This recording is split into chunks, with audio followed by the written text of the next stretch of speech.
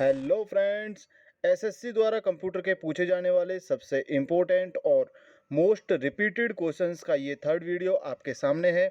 इससे पहले दो वीडियो आप प्लेलिस्ट में जाकर चेक कर सकते हैं और पूरा वीडियो देखें।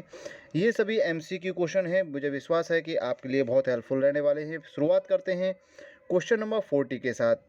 कंप्यूटर के जनक के नाम से कौन जाना जाता है? तो दिए गए ऑप्शन में से option number B Charles Babbage सही जवाब होगा। अब चलते हैं अगले क्वेश्चन नंबर 41 की तरफ। डेजी व्हील प्रिंटर्स डैश प्रकार का है? तो डेजी व्हील प्रिंटर्स इस तरह के जो क्वेश्चंस हैं इसमें पूछा गया है। तो इम्पैक्ट प्रिंटर, जो डेजी व्हील प्रिंटर है वह एक इम्पैक्ट प्रिंटर है। अब चलते हैं अगले क्वेश्चन की तरफ। क्वेश्चन नंबर है हमारा 42। क्वेश्चन नंबर 42 में निम्नलिखित में से सबसे अच्छी गुणवत्ता वाले वेक्टर ग्राफिक्स का उत्पादन करता है? तो सबसे ज़्यादा जो बेस्ट क्वालिटी वाले जो वेक्टर्स ग्राफिक्स होती हैं उन्हें प्लॉटर द्वारा किया जाता है। अब चलते हैं अगले क्वेश्चन नंबर 43 की तरफ। क्वेश्चन नंबर 43 में माउस में डैश भी हो सकते हैं और GUI के साथ काम करने में सहायक सिद्ध हो सकते हैं। तो हमारा जो माउस होता है उसमें जो स्क्रॉल व्हील होता है वह GUI की तरह काम करने में सहायक सिद्ध होता है। चलते हैं अगले क्वेश्चन नंबर 44 की तरफ। क्वेश्चन नंबर 44 में है कि रैम से अधिकतर उपयोग की गई जानकारी को स्टोर करने के लिए कौन सी मेमोरी का उपयोग किया जाता है? तो जितनी भी हमारी रैम की अधिकतर जो यूज़फुल मेमोरी है उन्हें कैशे मेमोरी भी कहा जाता है, जिसे हम कैचे मेमोरी या फिर कैश मेमोरी बोलते हैं। क्वेश्चन नंबर 45 की तरफ चलते हैं। क्वेश्चन नंबर 45 है डेटा का क्या मतलब है? तो डेटा का मतलब होता है raw factors, figures. Option number C सही जवाब होगा। रॉ फैक्टर्स और फिगर्स दोनों को ही डेटा का नाम दिया गया है। क्वेश्चन नंबर 46 की तरफ चलते हैं।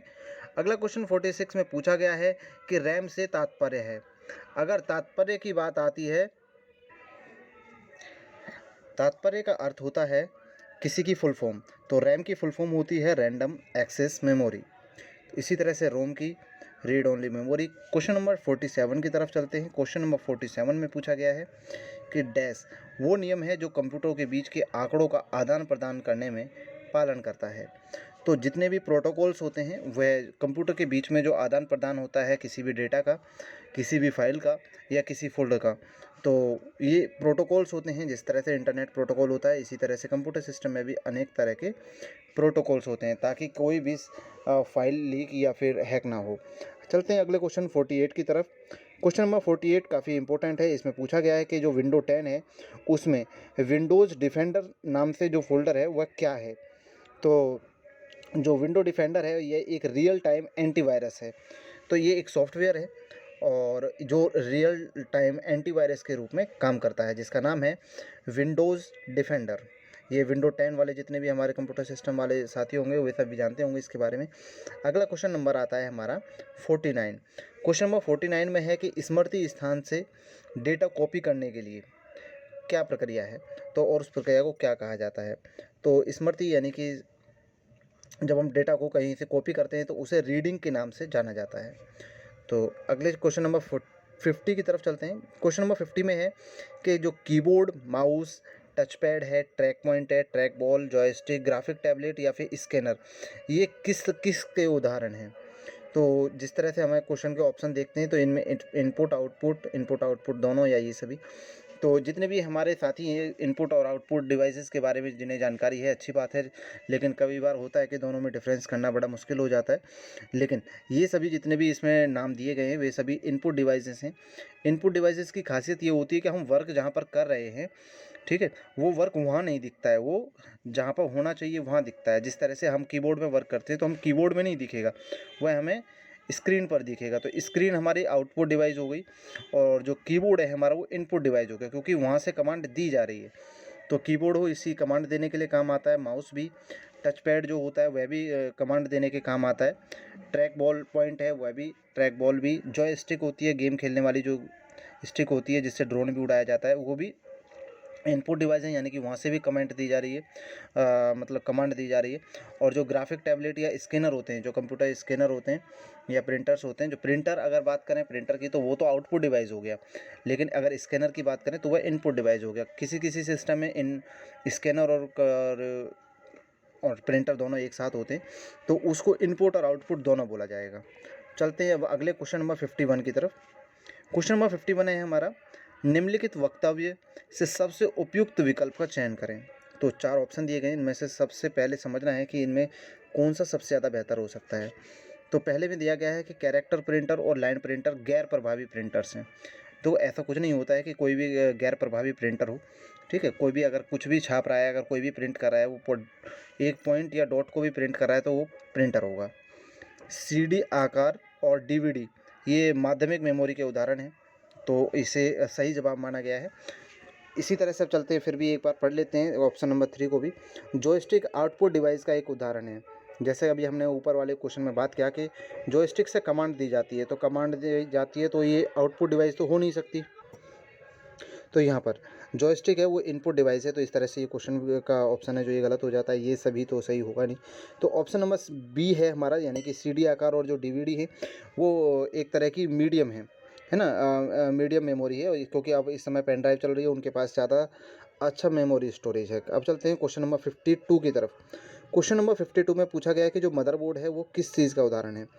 तो जो मदरबोर्ड है वह प्रसंस्करण डिवाइस है, यानी कि जो सबसे मेन डिवाइस होती है वो मदरबोर्ड डिवाइस होती है और वह प्रसंस्करण डिवाइस के नाम से जानी जाती है।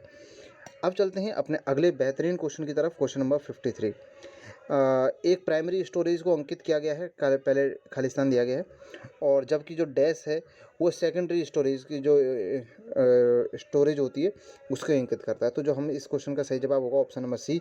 जो रैम है वो एक प्राइमरी स्टोरेज है, जबकि हार्ड डिस्क है वो सेकेंडरी स्टोरेज है। तो इस तरह के क्वेश्चंस काफ़ी इंपॉर्टेंट हो जाते हैं, आने वाले किसी भी एग्जाम में अक्सर पूछ लिए जाते हैं। अब चलते हैं अगले क्वेश्चन नंबर 54 की तरफ। बिग डेटा क्या है। तो ये क्वेश्चन काफ़ी इंपॉर्टेंट और रिपीटेड रहा है। को बिग डेटा यानी कि बड़ा डेटा क्या है। तो जिस तरह से अगर हम पूरे को पढ़ने की कोशिश करें तो ऑप्शन नंबर डी जैसे तरह हाईलाइट किया गया है, यह एक डेटा सेट है जिसमें विशाल और जटिल है, और जिनसे परंपरागत जो डाटा है प्रोसेसिंग एप्लीकेशन सॉफ्टवेयर उससे निपटने के लिए अपर्याप्त है।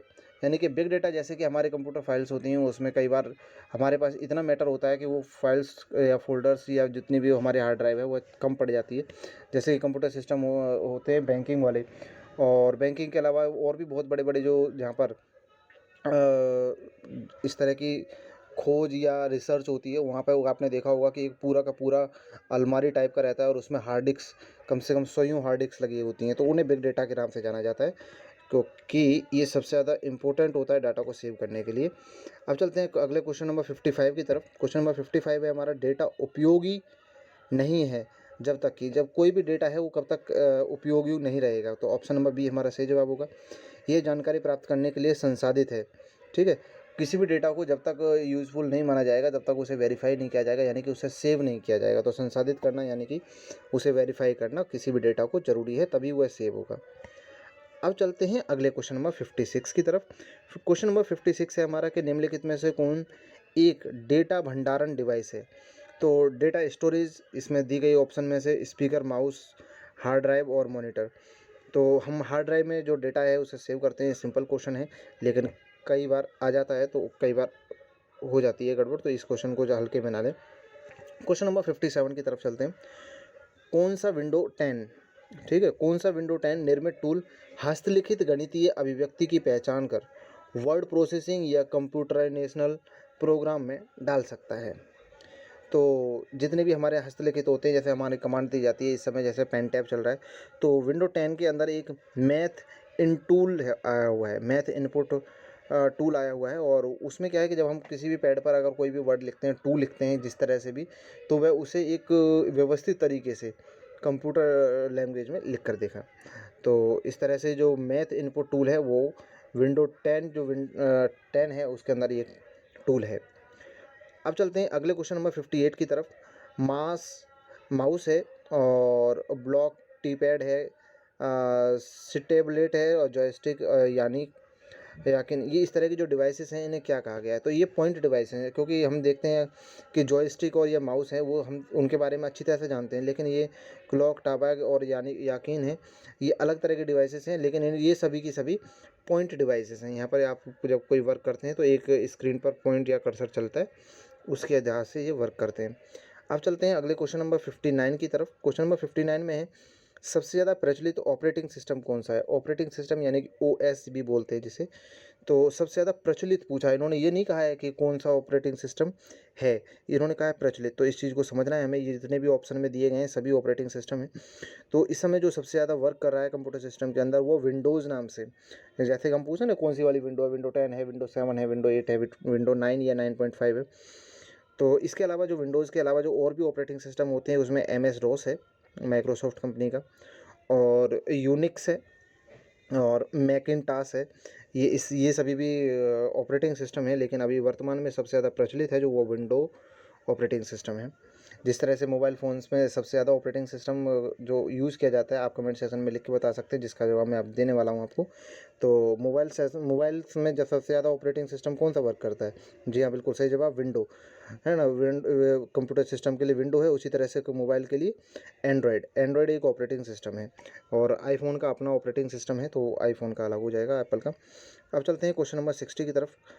क्वेश्चन नंबर 60 में है कि कंट्रोल पैनल में विकल्प जिनके द्वारा हम डिवाइस को ऊर्जा खपत का प्रबंधन कर सकते हैं।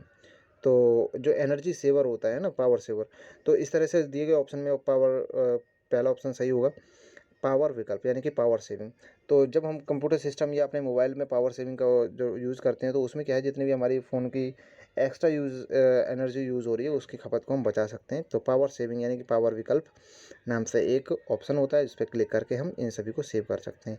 अभी के लिए 20 क्वेश्चन हो चुके हैं। नेक्स्ट वीडियो में आपको और ऐसे शानदार क्वेश्चन देखने को मिलने वाले हैं।